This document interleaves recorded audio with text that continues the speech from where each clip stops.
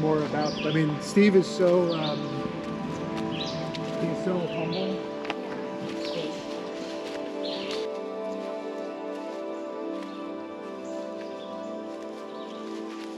These are examples of totems.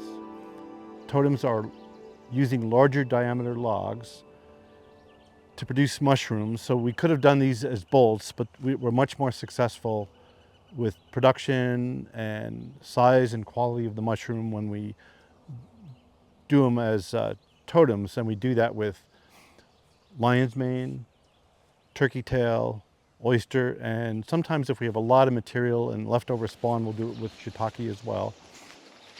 So this is all lion's mane. Exactly, yep, all lion's mane totems. And why do we grow lion's mane? Why is it more preferential for you to grow lion's mane like this than on bolts like you do with your shiitake? Okay. We did try bolt technique for lion's mane. In fact, there's a few bolts up that way we could show you, but and we were successful, but we got tiny little lion's mane. By tiny, I mean they were in the 1 to 3 ounce range. Which is compared to your fist? Like that? Like that, yeah. Okay. And with this method, it's definitely simulating what they like more, and we have gotten lion's mane up to 2 pounds off this method. Whoa. And so the theme of our farm, what we really like to do is wild simulate. And the history of growing lion's mane, of cultivating lion's mane, is still fairly recent. I think the first indoor production was 1980. And as far as I know, Ken Mudge at Cornell was the first person to really try this totem technique. He introduced me to that in 2010. So we started doing it maybe 2012, but we were having mixed results. Some years we got 50% take, some years we got 90, and we figured, wow, we finally figured this out. But then the next year would be 30% take. And it's a lot of work to lose 70% of your time and supplies.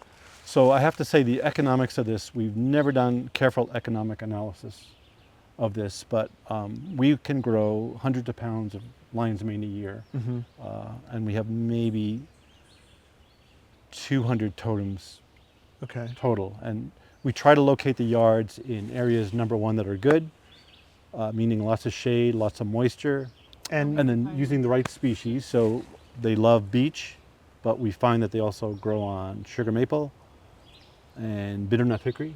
Yeah. And they're all right around here, so we don't have to move the logs. So anything, we don't have to move the logs very far to get to this particular yard.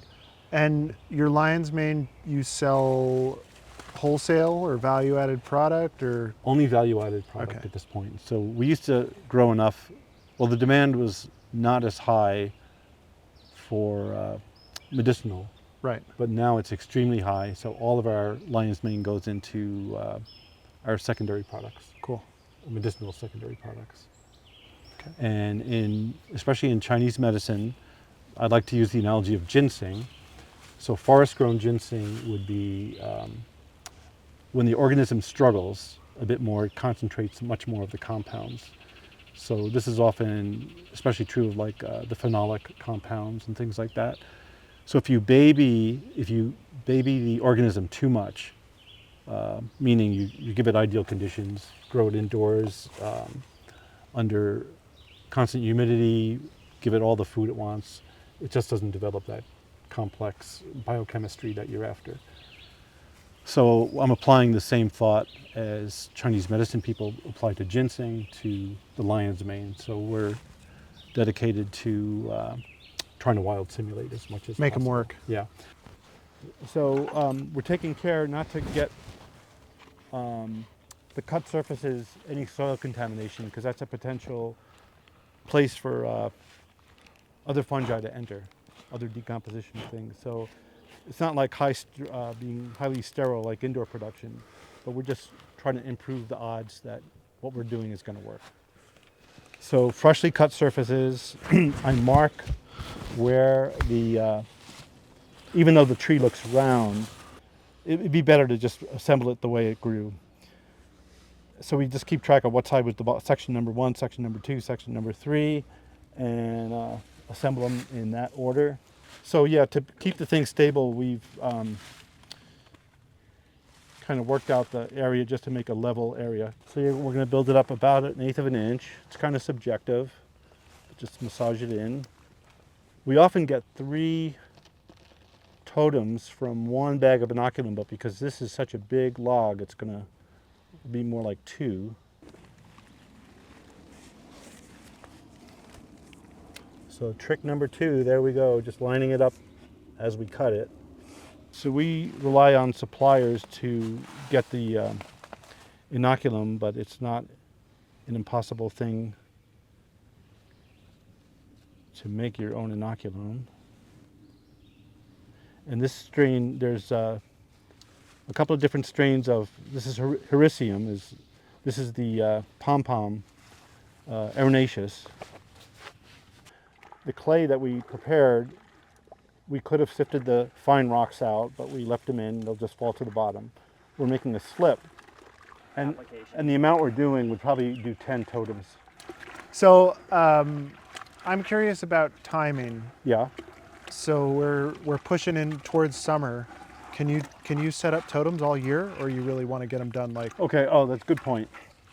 So the logs are winter cut. The thought is that so these logs were dropped before bud break. So the thought is that the nutrients are highest before the buds, before the sap starts running. So winter cut logs are best. You could also do this in the fall after the buds set. So we've done both successfully, but we prefer, it's just easier for us to drop the trees in the winter. And then because they're so thick, there's not so much of a concern that it's going to be colonized by other fungi first. Right, so we get right on it, or we get on it as soon as we can. So this is the middle of May. This is the middle of May. Oh, this is perfect timing. Okay. Good And you think like you could go into June doing this? Oh yeah, yeah. Yeah, I used to be really super aware of being the first one to colonize a log, but a lot of times, in fact, we've gone into early July, and been successful. Okay, so we're going to massage the slip. So the slip now it's a very thin slurry, and you can see there's minor rocks and stuff in it, but we're going to massage it right into the joints.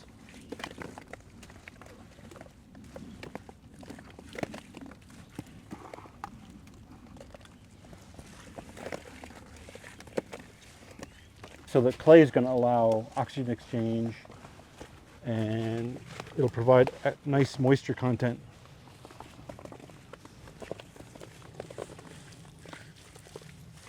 And this is an interesting area because there's only like 10 totems here or something, but the first batch we did, we forgot to put the clay slip on.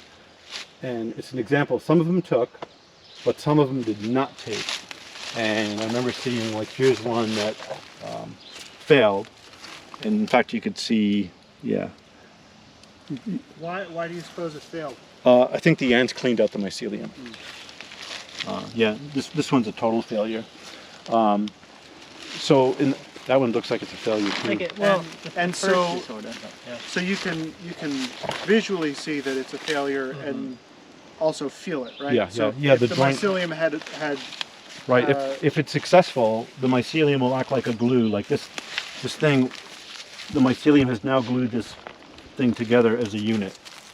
But you can also just see the mycelial colonization at the log end. This is a really good sign.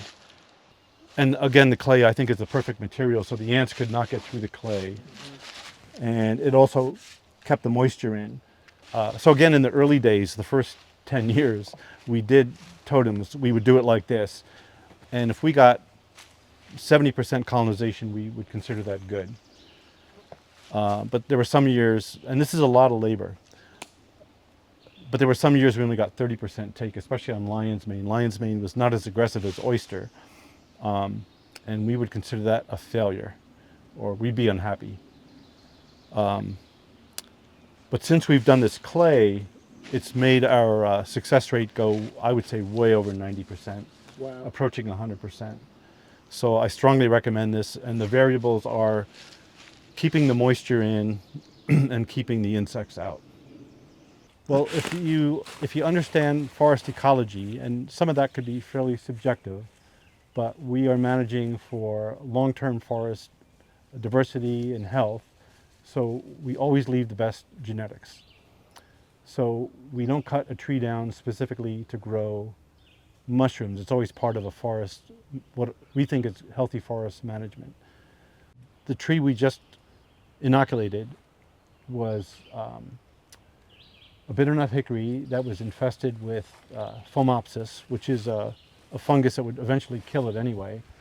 So again, that's part of woodlot management. It was in our eyes a tree that was not destined to be a long-term member of this forest, and we left standing right next to it. It's this one right over here? Yeah, yeah. We left an even bigger, a very similar diameter hickory that was the same. They were competing.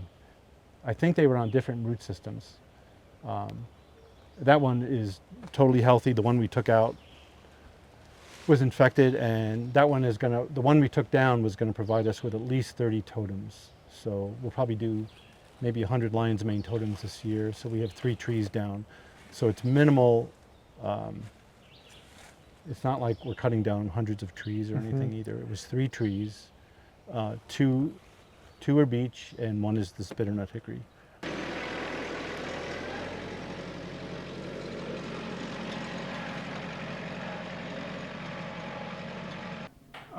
So if someone wants to try totems for the first time, aside from following along in this awesome video, what's the one piece of advice you would give someone who's doing this for the first time?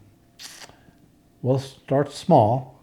I mean, just do, somewhere in the neighborhood of 6 totems or something like that, but give attention to detail. And that includes when you cut the log, how you reassemble the log, and treatment of the joint in particular. And you can see this could be very low tech and very simple. But attention to all the details really matters.